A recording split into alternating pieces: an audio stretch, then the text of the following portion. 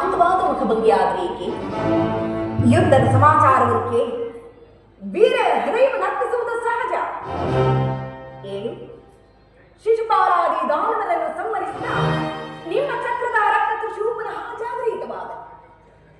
ಜಗತ್ತಿನ ಯಾವ ಮೂಲೆಯಲ್ಲಿ ಅದಾವ ದುಷ್ಕರ್ಮಿಗಳು ಜನ್ಮಿಸಿರುವರು ಅದರ ತೀಕ್ಷ್ಣದಾರಿಗೆ ಆಹುತಿಯಾಗಲಿ. ಯುದ್ಧವೇನು ಒದಗಿ ಬಂದಂತಿದೆ. ಆದರೆ ಆ ಯುದ್ಧದಲ್ಲಿ ನಿನ್ನ ಪತಿಯು ನಿರಸ್ತಿರಲು ಆಯುಧಗಳನ್ನು ಹಿಡಿದು ಯಾರ ಪಕ್ಷವಾಗಿಯೂ ಕಾದಾಡುವುದಿಲ್ಲವೆಂದು ಪ್ರತಿಜ್ಞೆ ಮಾಡಿದನು. ಸ್ವಾಮಿ, ಈ ಶೇನಾಗರದ ವಸ್ತಿಯನ್ನು ದಾಟದಿರಲು ಒಂದು ಅನುಕೂಲವಾದ ಕಾರಣವೇ ದೊರೆತಂತಾಯಿತು.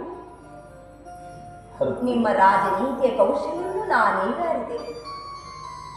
ಆದರೆ ಇದು ಪರಿಹಾಸವಲ್ಲ ತಾನೆ? ಇದು ಪರಿಹಾಸವಲ್ಲ ರುಕ್ಮಿಣಿ.